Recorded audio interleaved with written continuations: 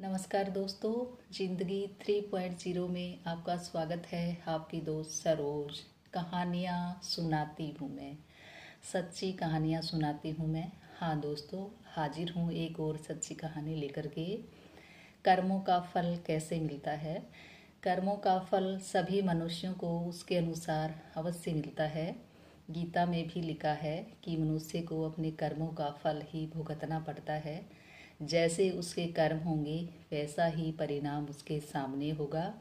अगर हमने अच्छे कर्म किए हैं तो उसका परिणाम हमारे सामने अच्छाई के रूप में आएगा।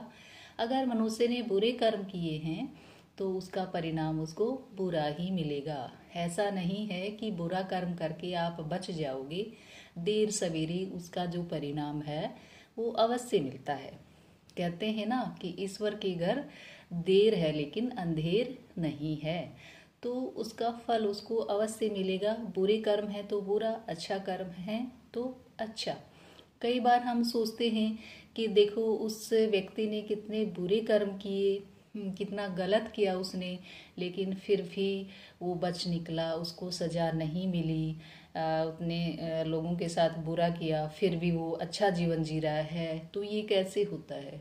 तो ये हमारी गलत फहमी है कि वो अच्छा जीवन जी रहा है। अभी तो चलो अच्छा जीवन जी रहा है, लेकिन एक समय अवश्य आएगा जब उसने जो बुरे कर्म किए हैं उसका परिणाम हमें देखने को मिलेगा। एक घटना सुनाती हूँ। एक किसान गरीब, जिसका बेटा बहुत होशियार, उसने उसको पढ़ाया लिखाया।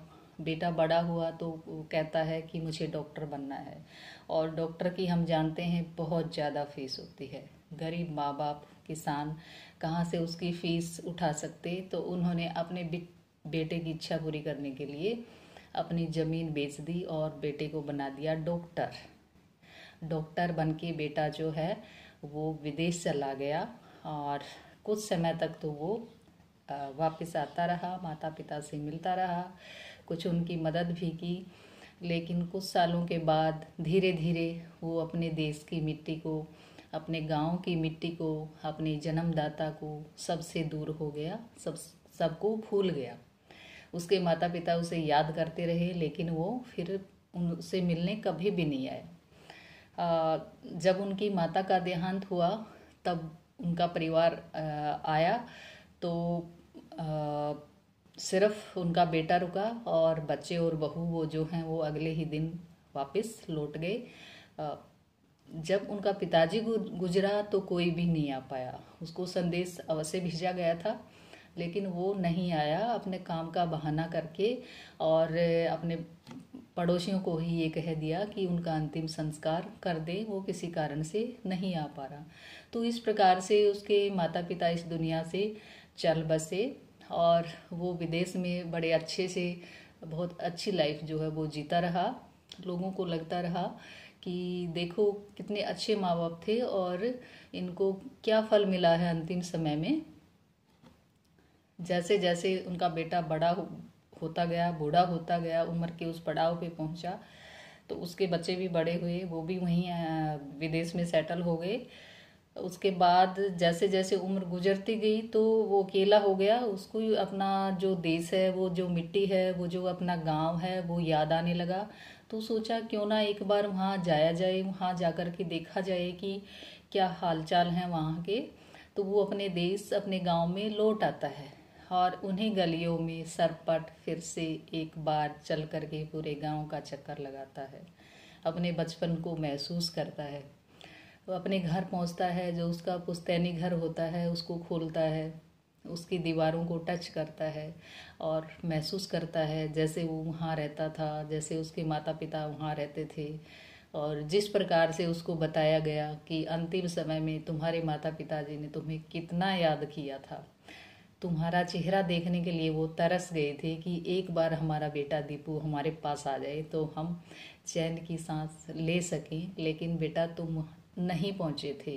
तो उन बातों को वो महसूस करके अपने आप को अकेला, दुखी महसूस करता है, और ये महसूस करता है कि हाँ, मैंने बहुत गलत किया था उनके साथ। और जैसा मैंने किया था आज मेरे बच्चे भी मेरे साथ वैसा ही कर रहे हैं, क्योंकि आज वो बच्चे भी उसे नहीं पूछ रहे थे कि मेरे पिताजी किस हाल में हैं, कैसे रह रहे हैं। वो भारत में चले तो गए, लेकिन अब उनका क्या हाल चाल है न पूछना न उनको समय देना।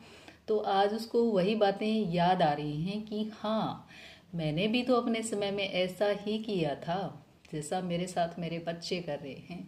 तो मेरे माता पिता को कितना दर्द हुआ होगा, आज वो महसूस कर पा रहा है, क्योंकि उसके ऊपर आज ये बीत रहा है। वो देख रहा है कि हाँ, कितना दर्द होता है, कितना तकलीफ होता है जब हम अपने जन्मदाता को ही भूल जाएं, यहाँ तक कि दुनिया में इतना खो जाएं, पैसों के लालच में, भाग दौड़ में, इस लग्जरी लाइफ में इतने बिजी हो जाएं कि उनको कुछ भी समय ना दे पाए, उनको अंतिम समय में कंधा तक न दे पाए।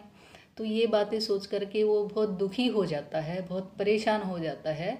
और वास्तव में उससे ये लगता है कि मैंने बहुत बड़ी भूल की है, और आज मेरे सामने जो तकलीफ है वो मेरे कर्मों के कारण ही है।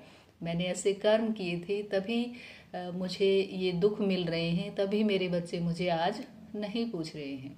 तो दोस्तों, मैं यही कहना चाहूँगी कि हमें अपने कर्मों का फल अवश्य मिलता है, चाहे देर सवेरे कभी भी मिले, लेकिन मिलता अवश्य है। इसलिए अच्छे कर्म करते रहिए और अच्छे इंसान बनते रहिए। आपको मेरी बातें अच्छी लगती हैं, मेरे चैनल को लाइक करें, सब्सक्राइब करें, कमेंट करें। थैंक यू, नमस्कार, शुक्रिया।